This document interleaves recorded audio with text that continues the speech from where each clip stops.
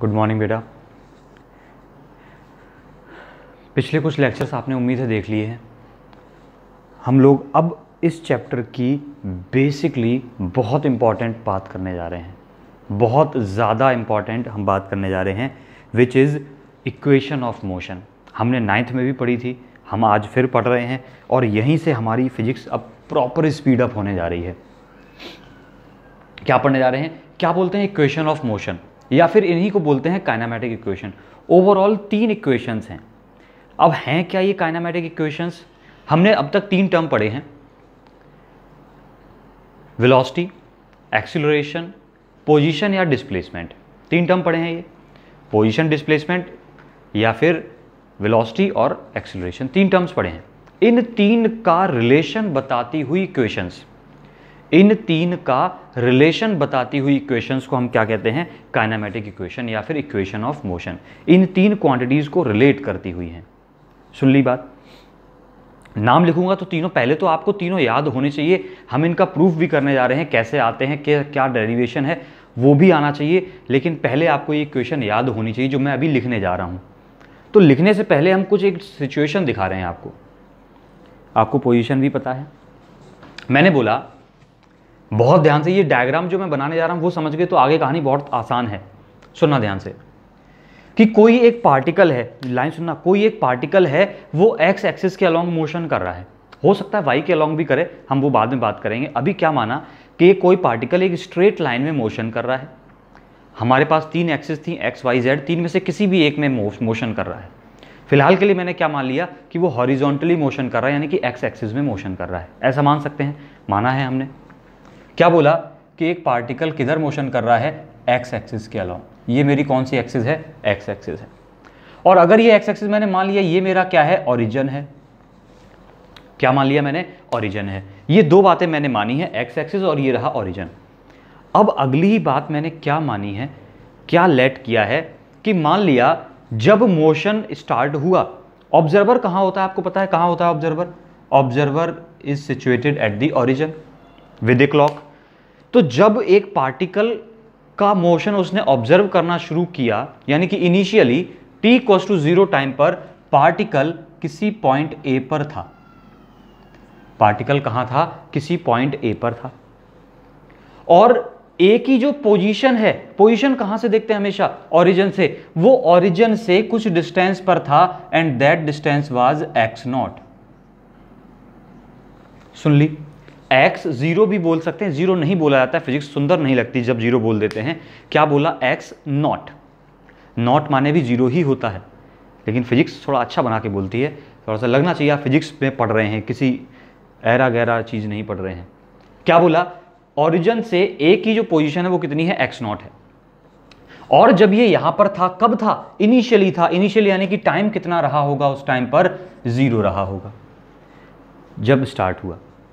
एक और बात कह दी कि जब हमने देखना शुरू किया तब उसकी वेलोसिटी u थी। कितनी थी? वेलोसिटी कितनी थी इसकी इस टाइम पर? वेलोसिटी थी इसकी u, स्मॉल u। तो अभी तक मैंने 3 बातें बोली। पार्टिकल इनिशियली a पर था, इनिशियली मतलब टाइम 0 था, तब कितनी दूर था ओरिजिन से? x0 पोजीशन पर था, और उस समय उसकी वेलोसिटी क्या हुआ करती थी? u हुआ करती थी। अब मैंने अगली बात बोलनी शुरू करी। मान लिया कि वो जो पार्टिकल था वो किसी एक्सीलरेशन से जा रहा था। कितने एक्सीलरेशन से? a एक्सीलरेशन से मूव कर रहा था पार्टिकल।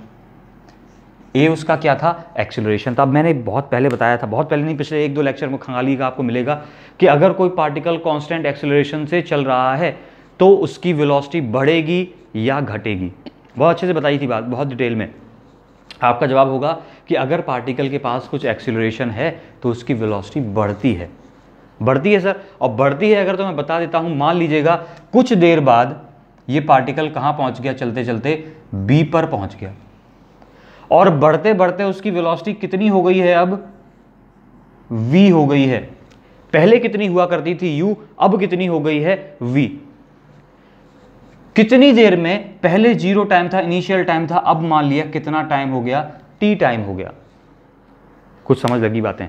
ये डायग्राम जिसको समझ में आ गया, कहानी खत्म हो गई। एक और बात बची है बस, पहले पोजीशन x नॉट हुआ करती थी, अब चलते चलते ये किस पोजीशन पे पहुंच गया है, x पोजीशन पे पहुंच गया है।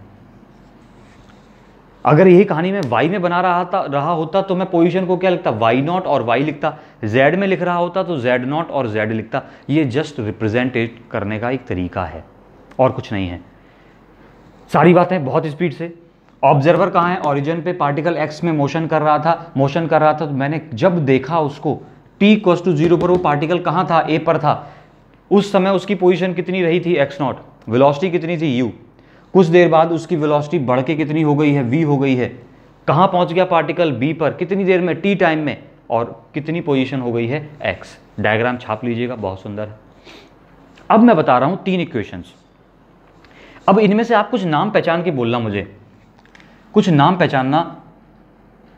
व्हाट इज x नॉट क्या है, आपसे ही पूछ रहा हूं, आप खुद जवाब दे सकते हैं अपने मन में। अब आप मेरे पास सुनाई नहीं देगा, लेकिन आप सबकी आवाज़ आनी चाहिए। x नॉट क्या है, आप बोलेंगे सर इनिशियल पोजीशन है उसकी, इनिशियल पोजीशन है उसकी। तो मैं क्या बोलूँगा, a to b मेरा मोशन हुआ, मोशन कहाँ से कहाँ तक हुआ, a से b हुआ, तो उस समय x नॉट क्या है, इसकी इनिशियल पोजीशन। फिर आपसे पूछा गया कि बेटा x क्या है, तो आप बोलेंगे x तो सर इसकी फाइनल पोजीशन है, फाइनल b पे पहुंच गया, b क्या है, फाइनल पोजीशन है, तो आपने बोला फाइनल पोजीशन है सर। दो बातें खत्म कर ली हमने। अब बताना डिस्प्लेसमेंट आप निकाल सकते हैं क्या पार्टिकल का, कितना डिस्प्लेसमेंट किया उसने। क्या हम आपसे डिस्प्लेसमेंट पूछ सकते हैं, इतना तो बेसिक बात पूछी जा सकती है। मैंने बाबा बेटा डिस्प्लेसमेंट बताइए, आपने बोला सर डिस्प्लेसमेंट कितना होगा। डिस्प्लेसमेंट को एस से डिनोट कर दिया, किससे डिनोट कर दिया, एस से। क्या हो गया, final position minus initial position, यही होता है, यही सिखाया है। Final delta x, final position minus initial position. Final position कितनी है, आपने कहा सर एक्स, इनिशियल कितनी है, एक्स नॉट है, तो ये एक्स माइनस एक्स नॉट क्या हो गया, आपका डिस्प्लेसमेंट हो गया। ये बिल्कुल बेसिक सी बातें चल रही हैं। अब एक और बात मैंने पूछी कि बेटा u बता दो क्या है, क्या बता दो, u बता दो क्या है। आप बोलेंगे सर u कुछ नहीं है, u तो आपको पता कैसे चल रहा है, कैसे पता चल रहा है, टाइम जीरो यानी कि इनिशियल है और वेलोसिटी है, तो मैंने नाम जोड़ दिया। t=0 से मैंने इनिशियल उठाया और वेलोसिटी से वेलोसिटी उठा लिया, तो u क्या है, इनिशियल वेलोसिटी।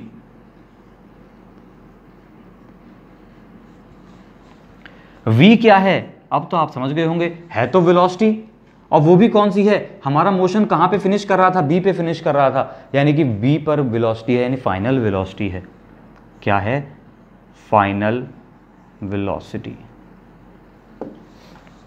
हमने यू पता कर लिया, वी पता कर लिया, डिस्प्लेसमेंट पता कर लिया, एक्स और एक्स नॉट सब पता चल गया मुझे। आपकी नोटबुक पे भी छप गया, आपके दिमाग में भी छप गया, और बेसिक बात छपा हो ना छपा हो समझ में आ गई है। अगर मैं ए से बी के मोशन की बात कंसिडर कर रहा हूं तो उसका मतलब जो ए पर वेलोसिटी होगी वो मेरी इनिशियल वेलोसिटी होगी, जो बी पर होगी वो फाइनल वेलोसिटी होगी। हटा दिया, सब हटा रहा हूं यहां से, आपने नोट कर लिया, हटा दूं इसको। अब पहले एक बार 3 इक्वेशन और लिख लीजिए। 3 इक्वेशन है क्या क्या, प्रूफ में बाद में करूंगा। पहली इक्वेशन है, इसको सीरियल नंबर में ही याद करना, first second and third serial number से ही याद करते हैं ताकि एक आइडिया रहता है, यूनिफॉर्मिटी बनी रहती है सबके बीच में। फर्स्ट इक्वेशन ये कहती है v = u + a t। जिनको ना पता हो v और u मैं लिख चुका हूं सामने। a आपको पता है डेफिनेटली एक्सीलरेशन है, t इज द टाइम। तो फर्स्ट इक्वेशन है हमारी v = u + a t। Second equation है s = ut + ½ a t²। अब s = ut + ½ a t² अच्छी लग रही है। s यहां पर क्या है, फिर बोल दूं, what is s? s is the displacement. कोई भी बच्चा भूल से भी डिस्टेंस नहीं बोलेगा कभी भी, इसको कोई पूछेगा तो। जनरली मैंने बताया भी था कि जब पार्टिकल एक स्ट्रेट लाइन में चलता है, सीधा सीधा चलता है बिना मुड़े, तो उसकी डिस्टेंस और डिस्प्लेसमेंट बराबर होती है। बताया था, कब बताया था, अपना दिमाग लगाइएगा, बताया है मैंने। लेकिन एक बात सुनना, मैं इसी s को क्या x - x0 लिख सकता था डिस्प्लेसमेंट, तो इसी को मैं इस तरीके से भी लिख सकता हूं और करके x - x0 = ut + ½ AT²। दो इक्वेशन हो गई हमारी। थर्ड इक्वेशन हमारी क्या कहती है, यहां नहीं दिखेगा maybe. Third equation V² equals to U² plus 2AS। V² equals to U² plus 2AS। फिर से वही बात, S अगेन डिस्प्लेसमेंट है, एक्सेलरेशन इनिशियल फाइनल। फिर वही बात बोलूंगा कि S को क्या हम फिर से लिख सकते हैं x माइनस एक्स नोट, अभी दिखाया था। S को x माइनस एक्स नोट लिख सकते हैं, तो क्या बन जाएगी V² equals to U² plus 2AX minus x naught. ये तीन इक्वेशन है। पहले तो दिमाग में बसा लो, इतनी जितनी बार रटना चाहो रट लो। कभी भी मुझे कोई भी बंदा ऐसा ना मिले जिसको ये इक्वेशन ना आती हो, वो 11th क्लास में पढ़ता हो। एक भी बच्चा ऐसा होना नहीं चाहिए, चाहे 11th का हो चाहे 12th का हो, जो भी हो, जिसको ये तीन इक्वेशन ना पता हो। हटा रहा हूं इनको, मैं बिल्कुल समेट दूं। अब इनको एक एक करके प्रूफ करते हैं।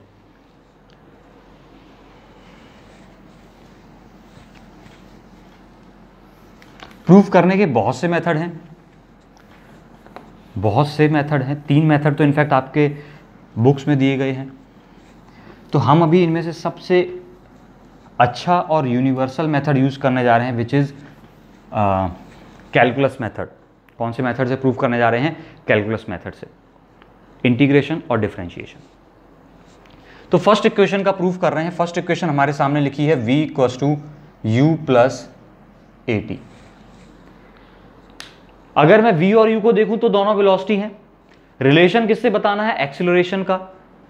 ये दोनों तो क्या है? वेलोसिटी है। v और u दोनों वेलोसिटी है। रिलेशन किससे पता करना है? एक्सीलरेशन से पता करना है। यानी कि वेलोसिटी और एक्सीलरेशन के बीच का एक रिलेशन ढूंढना है। मैं जानता हूं कि एक्सीलरेशन क्या होता है। अब यहां से प्रूफ शुरू हो रहा है।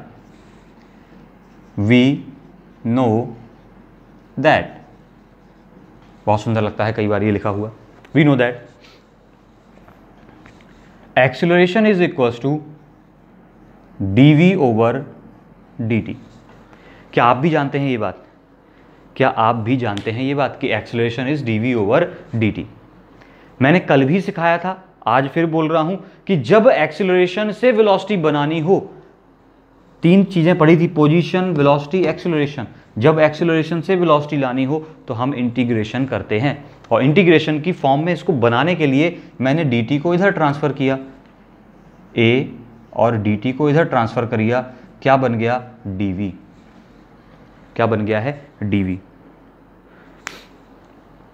बात क्लियर है इतनी? अब एक और बात, अगली लाइन में मैं क्या कह रहा हूं, इसको इंटीग्रेट करना शुरू करिए। अब इंटीग्रेशन में बहुत कुछ सीखना, मैंने बोला था धीरे धीरे सीखते जाएंगे हम लोग। तो मैंने कहा इंटीग्रेट या इंटीग्रेटिंग बोथ साइड्स।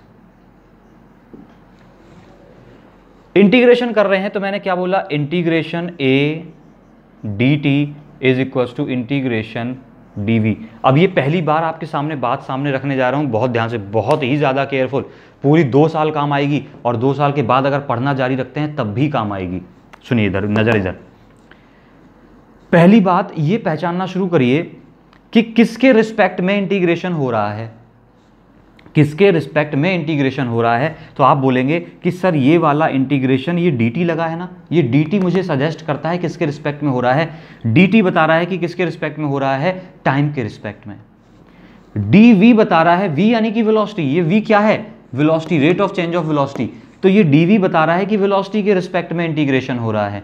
अब बात करते हैं कि इंटीग्रेशन हमने पढ़ा था लिमिट के साथ, डेफिनेट इंटीग्रेशन एक पढ़ा था वर्ड।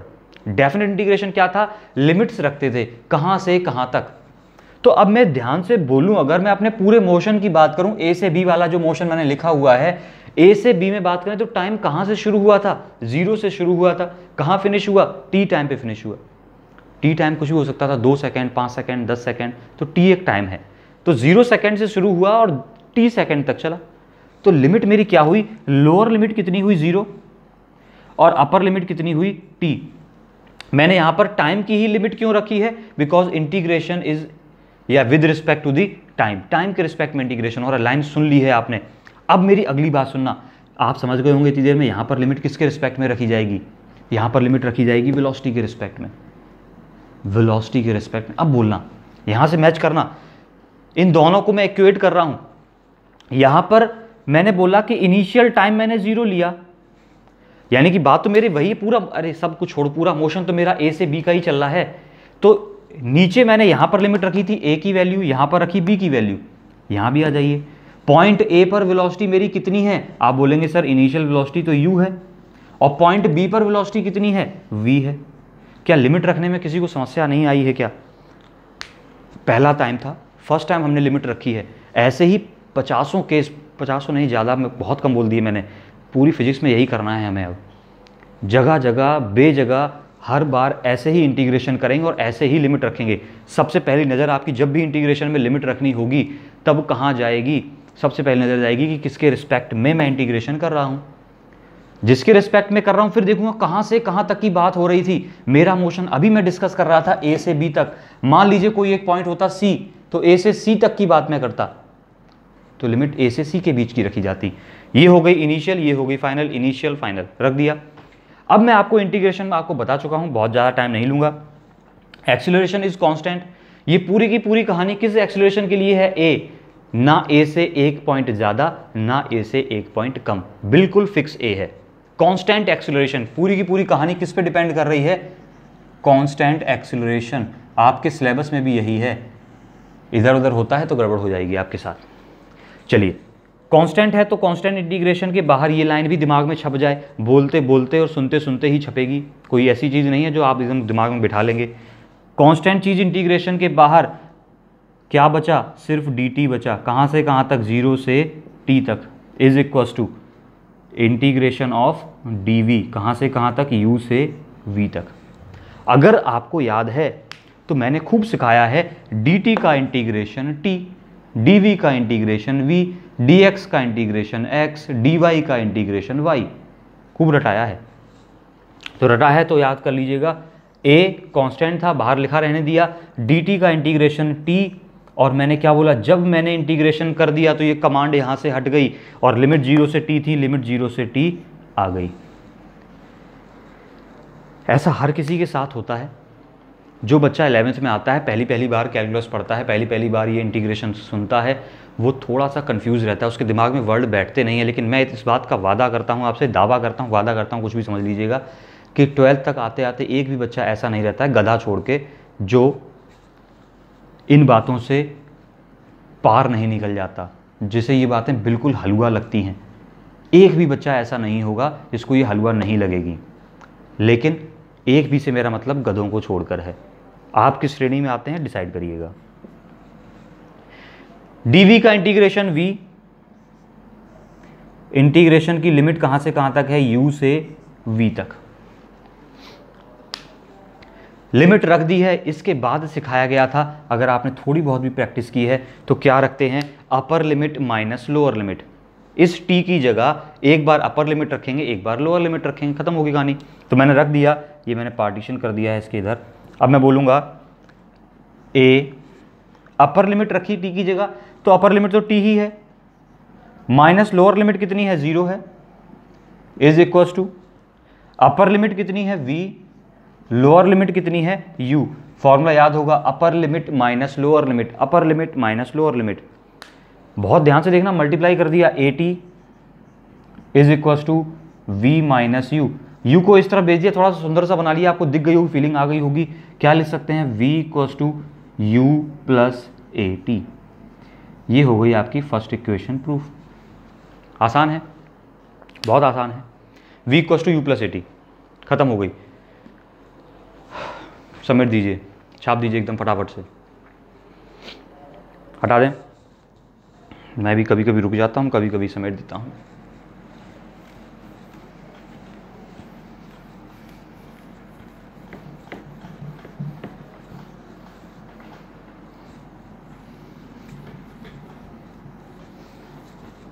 अब बात करते हैं सेकंड इक्वेशन की।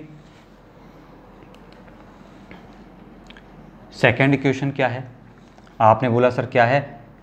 x minus x naught equals to u t plus half a t square.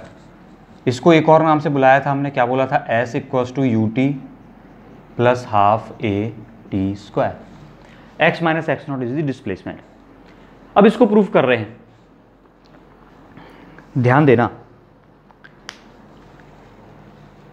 इस तरफ डिस्प्लेसमेंट लिखा हुआ है, क्या लिखा हुआ है, डिस्प्लेसमेंट, या फिर मैं बोल सकता हूं इस तरफ पोजीशंस लिखी हुई हैं, क्या, फाइनल माइनस इनिशियल जो भी है पोजीशन लिखी हुई है। जैसे ही मुझे पोजीशन दिख रही है यानी कि पोजीशन का टर्म आएगा, पोजीशन का टर्म इस पिक्चर में आएगा। अब पोजीशन का टर्म अगर आएगा तो पोजीशन मुझे एक ही इक्वेशन में दिखाई देती है। किस इक्वेशन में, वो इक्वेशन है यहां से प्रूफ शुरू होता है, हम फिर लिखेंगे वी नो दैट, क्या जानते हैं, पोजीशन से जुड़ी हुई इक्वेशन ये कहती है कि v is equal to d x over d t. हम सब जानते हैं this is called instantaneous velocity, this is called instantaneous velocity, v equal to d x over d t. अब फिर से बात खत्म करते हैं, ये वेलोसिटी के टर्म्स में पता है, मैं फिर से dt को अगर इधर लेकर आऊं तो क्या बनेगा, v into d t is equal to d x. यही कहानी पहले भी की थी। मुझे ये फीलिंग कहां से आ रही है, मुझे यहां से आ रही है x माइनस एक्स नॉट देखकर, final position minus initial position. और अभी मैंने सिखाया था लिमिट रखना, जैसे ही मैं लिमिट रखता हूं तो अपर लिमिट माइनस लोअर लिमिट, मेरे अंदर से एक फीलिंग अपने आप आती है। और यही मैं चाहता हूं कि आपके अंदर से डेवलप हो, चीज़ों को देख कर डेवलप होनी चाहिए। ये ऐसी चीज़ें नहीं आप रट लेंगे, रट नहीं पाएंगे। आपको इक्वेशन देख के अंदर से फीलिंग आएगी कि x माइनस एक्स नॉट तो कब आ सकता है, जब अपर लिमिट माइनस लोअर लिमिट, यानी कि इस dx के साथ में लिमिट लगा दूं, इंटीग्रेशन कर दूं, तो मुझे अपर limit minus lower limit x minus x not पक्का मिलेगा। आपको लग रहा होगा कि बहुत मुश्किल है, हमारे अंदर तो ऐसा कुछ नहीं आया, आएगा। आप थोड़ा कंटिन्यूटी बनाइए, सब कुछ आएगा। फिजिक्स ऐसी चीज़ नहीं है जो रट के हो जाती है, ये बहुत ज़्यादा अंदर से अपने आप चीज़ें निकलती हैं, वो प्रैक्टिस मांगती हैं। लोग कहते जरूर ना कि मैथ प्रैक्टिस मांगती है, फिजिक्स भी प्रैक्टिस मांगती है। कैसे करते हैं आप प्रैक्टिस, ये आप पे डिपेंड करता है।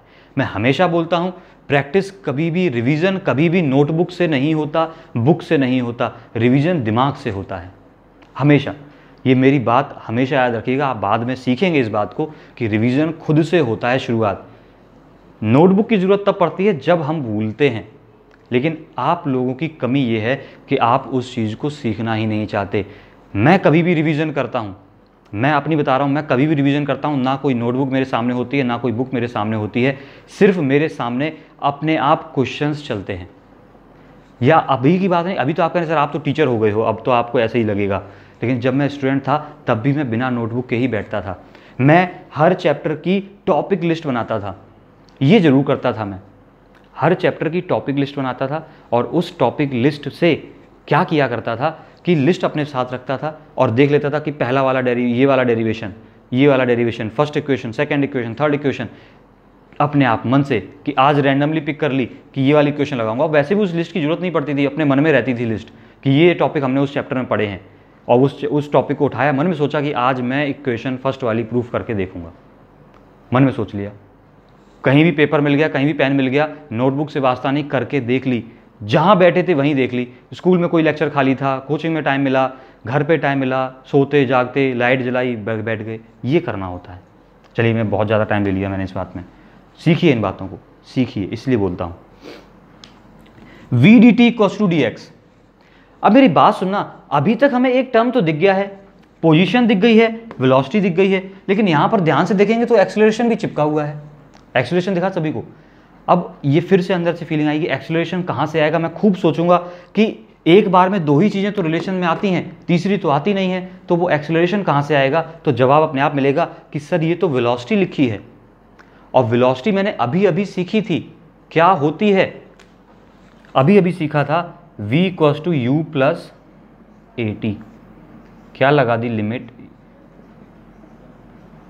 क्या इसमें कोई दिक्कत की मैंने आपसे। वेलोसिटी क्या होती है, u plus a T, clear बात है। अब बात करते हैं आगे, और अब क्या कर दीजिए, दोनों तरफ इंटीग्रेशन कर दीजिए, बात बन जाएगी इंटीग्रेटिंग बोथ साइड्स। जैसे इंटीग्रेशन किया तो मैंने इंटीग्रेशन का सिंबल लगाया u प्लस ए टी, और ये लिखा है dt is equals to integration of dx।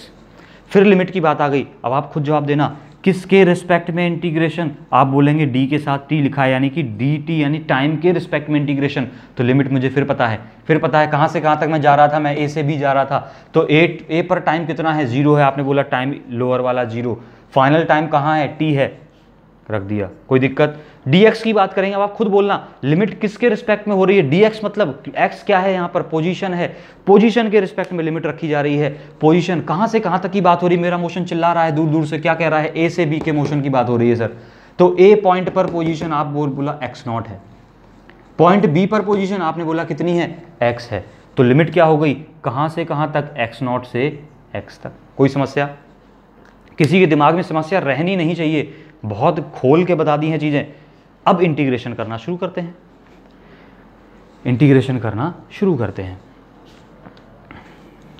आपको ये बात मैं सिखा चुका हूं कि u कांस्टेंट है, कोई इनिशियल वेलोसिटी रही होगी, 10 हो सकती है, 20, 15, 25 जो भी है, लेकिन है तो फिक्स वैल्यू वो, और फिक्स वैल्यू है। तो अब इसको ऐसे देखना आप, थोड़ा सा मैंने आपको ऐसे सिखाया था शायद, integration of for example 3t + 5, तो ये सिखाया गया था आपको, पहले 3t का करो फिर 5 का करो और बीच में जो साइन है वो लगाते चलो, ऐसे ही सिखाया है। तो अब मैं बोलूंगा कि 5 का आप करिए, तो आप क्या बोलेंगे कि 5 तो कांस्टेंट है, ऐसा ही लिख दिया, और साथ में क्या लगा है, dt, तो dt का कितना हुआ, t यानी 5t। ऐसे ही मैं अगर आपसे बोलूं कि u का करिए, तो आप बोलेंगे u तो सर कांस्टेंट है, u तो एज इट इज लिख दिया मैंने, और साथ में क्या चिपका हुआ है, dt, तो dt का कितना हुआ, t, खत्म कहानी। प्लस, आई होप दिख रहा है, at, अब a कांस्टेंट है, एज इट इज लिख दिया, इंटीग्रेशन में पावर में एक ऐड करते हैं, उसी पावर से डिवाइड करते हैं, t की पावर अभी फिलहाल 1 हो रखी है, एक ऐड कर दिया तो बन गई t², उसी पावर से कर दिया डिवाइड, ये हो गई इंटीग्रेशन खत्म। अब क्या कह रहे हैं वो, अब कह रहे हैं भैया लिमिट लगा दो, कहां से कहां तक, 0 से t तक, लगा दी हमने भी, इक्वल्स टू, गया भाग गया, इक्वल्स टू dx की लिमिट की बात करेंगे, dx के बात करेंगे, इंटीग्रेशन कितना हुआ, x, लिमिट रख दी कहां से कहां तक, x0 से x तक। मार्कर और गिर जाता है बार बार, हटा दें।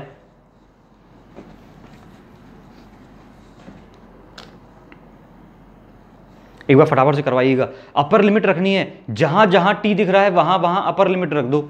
आप बोलें कोई फर्क ही नहीं पड़ना, जहां जहां t लिखा है वहां वहां अपर लिमिट भी तो t ही है, तो अपर लिमिट t रख देंगे, कोई समेटे कुछ, कोई दिक्कत आएगी क्या, कोई दिक्कत नहीं आएगी। तो आपने क्या बोला, सेम रहेगा सर, ut + ½ at²।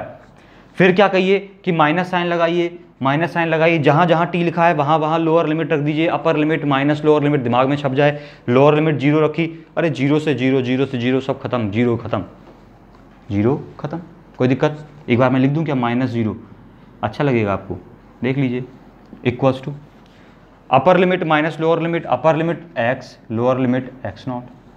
अरे तो आंसर आ गया सीधा सीधा, क्या बन गया, x - x0 equals to ut + ½ at²। इसी x - x0 को अपन क्या बोलते हैं, डिस्प्लेसमेंट बोलते हैं, तो हमने लिख दिया s equals to ut + ½ second equation proof हो गई, दिख गई सभी को, हटा दूं, फटाफट से हटाऊंगा, बहुत आसान थी, बहुत टाइम हो गया हम लोगों को ये करते करते।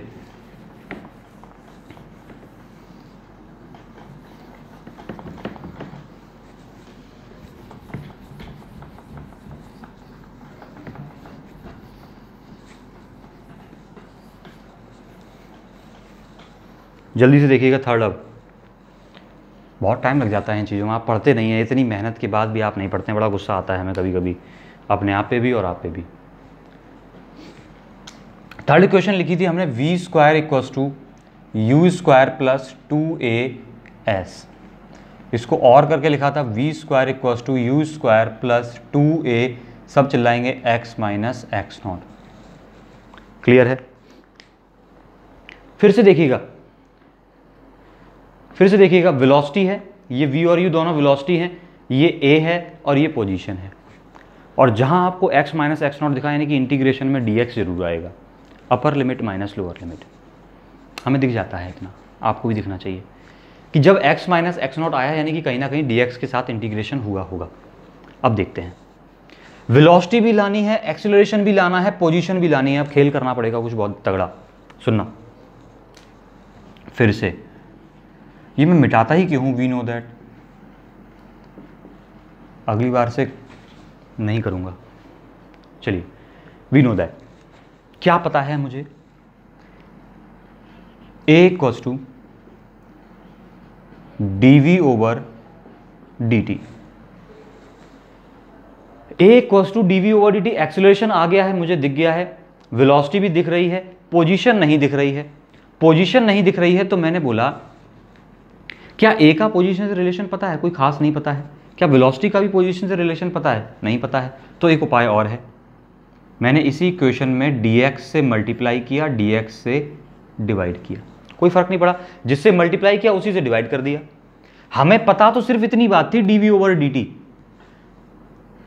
गड़बड़ ना कर देना, हमें पता तो सिर्फ इतनी बात ही है।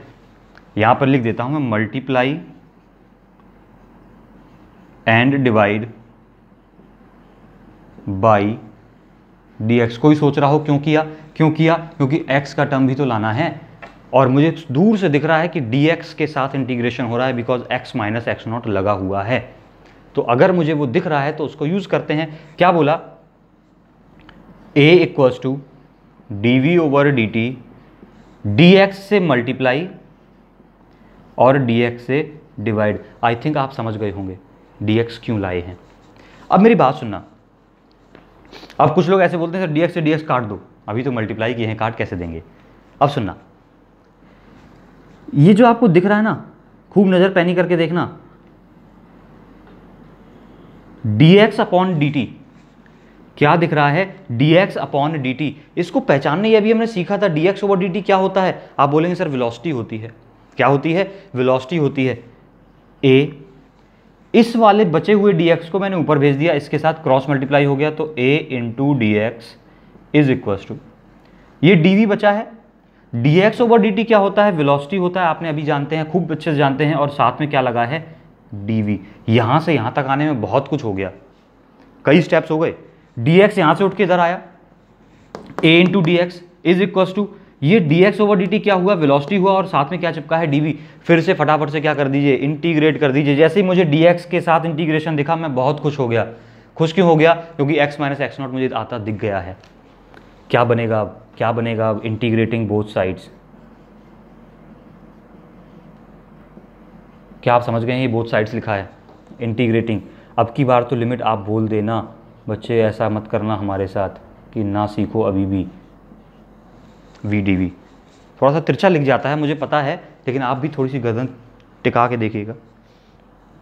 चलिए, आपसे बोला लिमिट रखिए, आपने बोला ये इंटीग्रेशन किसके रिस्पेक्ट में? पोजीशन के रिस्पेक्ट में। कहाँ से कहाँ तक? A से B तक। A पर पोजीशन कितनी है? x नॉट है, B पर कितनी है? x है। VDV वेलोसिटी के रिस्पेक्ट में। किसके रिस्पेक्ट में? वेलोसिटी के रिस्पेक्ट में। वेलोसिटी कितनी है? U से लेकर V तक। खत्म हो गई कहानी। इंटीग्रेशन कर दीजिए फटाफट, क्वेश्चन खत्म। A कांस्टेंट है, बहुत बार सिखा चाहूँगा, A कांस्टेंट है इंटीग्रेशन के बाहर। dx का इंटीग्रेशन आपने कहा सर x, लिमिट कहाँ से कहाँ तक? x नॉट से x तक इक्वल्स टू v का इंटीग्रेशन v के ही रिस्पेक्ट में। आप बोला पावर में एक बढ़ाइए, एक क्या कर दीजिए? पावर में एक बढ़ा दिया, उसी पावर से डिवाइड कर दिया, कोई दिक्कत? अब डिवाइड जो किया है वो तो कांस्टेंट ही है, जो डिवाइड किया है वो तो क्या है? कांस्टेंट है, उसको बाहर लिख लिया। लिमिट कहाँ से कहाँ तक? u से v तक। देख लेना जरा, a upper limit x minus lower limit x naught equals to half upper limit v square minus lower limit u square. v की जगह एक बार v एक बार u। फीलिंग आ गई होगी। ये 2 इधर आया, 2a x minus x naught equals to v square minus u square. अच्छा सा लिख देंगे, इसी फॉर्म में लिख देंगे, तो v स्क्वायर यही रहा, u स्क्वायर उधर आ गया, तो क्या बना? v square equals to u square plus 2a x minus x not.